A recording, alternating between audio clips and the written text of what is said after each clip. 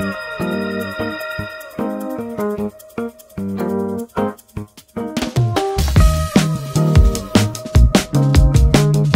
Moiseau. Le 31 juillet, ils sont à Saint-Germain-de-Clairefeuille, Orne. Il est 1h du matin quand 3 hommes armés et encagoulés, Lequet, Moiseau et Albert Ratier, 23 ans, électricien à Rézanlieu, pénètrent dans le manoir de la famille Cordouécart, au Ménil. Saint-Germain-de-Clairefeuille où ils tuent le père, Guy le 31 juillet 1944. Plusieurs familles de Nonan-le-Pin, Orne, dont les Aubriet et les Steinhardt sont venus s'y réfugier depuis le débarquement. En tentant de s'échapper, Guy de Cordouécart, le chef de famille, est tué par Louis Moutier, 35 ans, ouvrier agricole à Saint-Évroult-de-Montfort, alors qu'il s'apprêtait à sonner la cloche pour alerter le voisinage. Il sera retrouvé baignant dans une mare de sang vers 5h du matin par ses fils Hubert et Gonzalve. Pour s'être dressé contre les agresseurs, M. Aubriet est tué sous les yeux de son épouse. À Giné, Orgères, Rézanlieu. Menaçant d'incendier la demeure, les meurtriers réclament 2000 francs, somme que ne possède pas la famille Cordouécart. Ils partent à bord de la voiture de Madame Steinhardt. Le véhicule sera incendié ensuite. La 8e attaque a lieu le 1er août vers 23h à Giné, Orne, chez Lucien à Meslan. Le lendemain, Roger Lequet, André Moiseau et Albert Ratier sont à Mardilly, Orne, pillant la ferme Nizan et sommant Madame Nizan de retirer pour eux 100 000 francs dans les 15 jours. Le 7 août, ils sévissent à Orgères, Orne, puis le 9 août, à Rézanlieu chez les époux Chevreuil. Pas de hasard. Comme le rapporte Jean-François Mignac dans les grandes affaires criminelles de l'Orne, ils n'agissent pas par hasard, en tant que fils de facteurs, les deux frères Ratier ont connaissance des versements monétaires aux familles. Pour autant, la participation du père Ratier n'a jamais été démontrée dans cette affaire, comme le précise sa petite-fille dans un courrier adressé à l'auteur. Une famille menacée. Puis tout s'arrête subitement jusqu'en mai 1945. Dans la nuit du 14 au 15, les époux Eudiard, cultivateurs à Chendouy, près de Briouze, sont réveillés en pleine nuit et menacés d'une arme. Roger Lequet leur reproche de ne pas l'avoir caché durant la guerre et d'avoir pratiqué le marché noir. Il réclame les économies du couple, se disant envoyé par ses chefs pour collecter de l'argent pour les femmes de ses camarades résistants tombés au champ d'honneur. Il oblige les 2 enfants Eudiard à rejoindre leurs parents. Madame Eudiard lui apporte 25 000 francs mais il estime la somme insuffisante et lui donne 20 minutes supplémentaires pour apporter plus d'argent. Il les menace, dans 2 minutes je tire. Vous serez tout fusillé si l'argent ne vient pas. Il obtient ainsi 95 000 francs de plus. Lequet livre ses complices le matin, M. Eudiard prévient les gendarmes qui découvrent chez Roger Lequet, qu'il soupçonnait déjà, 46 000 F, un colt, une mitraillette et 3 masques. Arrêté et interrogé, il finit par reconnaître sa participation à l'attaque et livre les identités de ses complices. 9 sur le banc des accusés.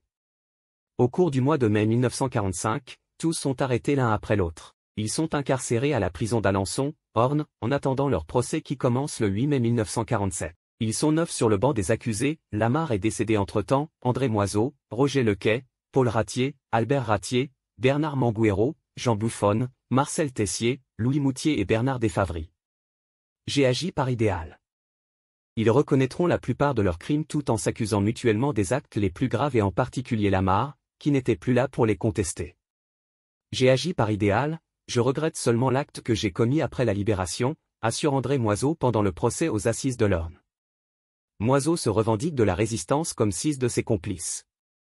Avec Bernard Desfavry, Albert Ratier, Bernard Manguero, Louis Moutier et Roger Lequet, il a appartenu, sporadiquement, au groupe de résistance de Joseph Royan, chef du groupe mixte FTP-OCM, franc-tireur et partisan organisation civile et militaire, de Mardilly. Des bandits de grand chemin.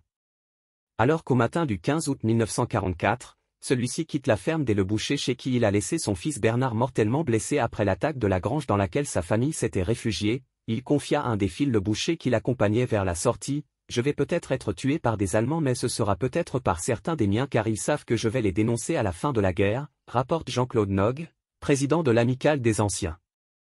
Combattant du canton de Gacé, petit-fils de Charlotte Dagoneau.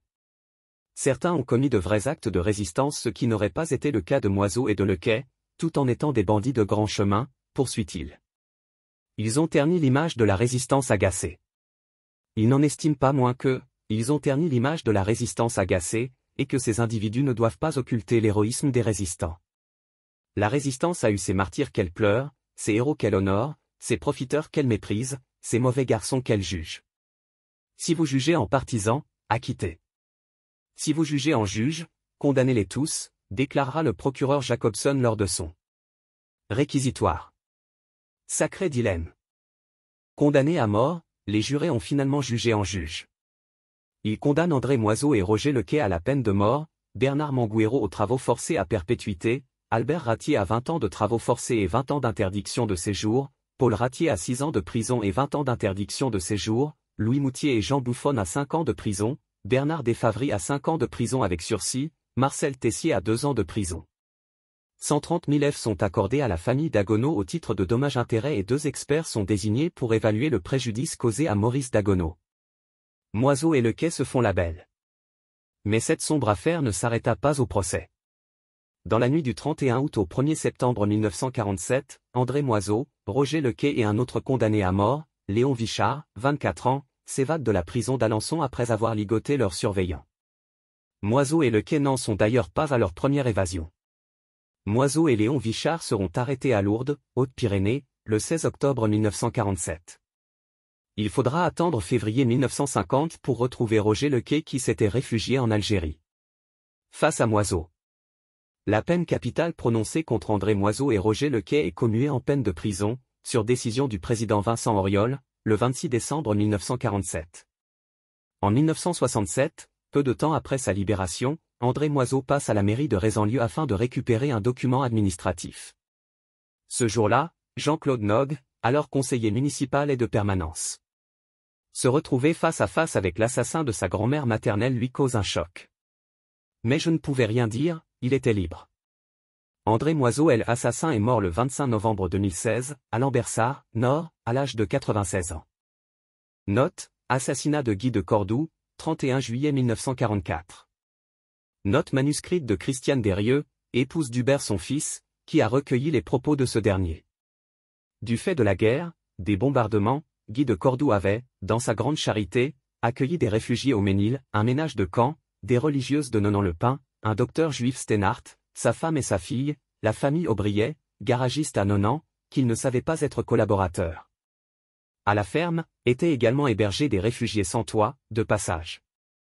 Hubert a toujours pensé que le ménage de la ferme était, dans le coup, ce dernier n'admettait pas de nettoyer les étables, pour loger les réfugiés ni de leur donner lait et beurre car ils trafiquaient et vendaient crème, beurre et œufs, à l'insu de leurs propriétaires auxquels ils en voulaient.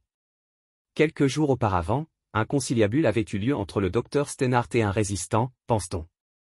C'est à la suite de cet échange que des informations, sur les réfugiés du Ménil, ont dû filtrer. Dans la soirée du 31 juillet, le collaborateur Aubriet est venu rejoindre sa famille et coucher au Ménil, pour la première fois.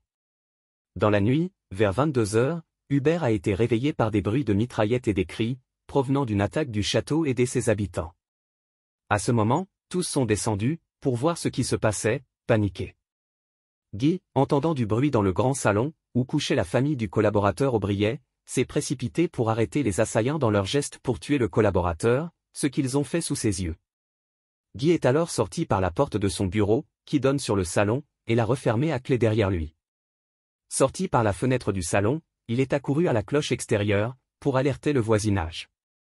Il n'a pu faire que 5 à 6 mètres et a été fauché par une rafale de mitraillettes qu'il a cloué au sol. Lorsqu'il a été retrouvé, il portait aussi des coups de fer de chaussure, à la tête.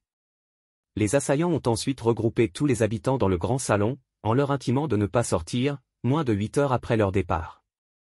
Au petit matin, Hubert et son frère Gonzalve sont allés à la recherche de leur père, qu'ils ont trouvé allongé, à 5 mètres de la maison, baignant dans son sang et sans vie. Les religieuses se sont occupées des corps de Guy et d'Aubriet, en vue des funérailles. À la suite de cette nuit tragique, il y eut un procès auquel certains enfants ont assisté.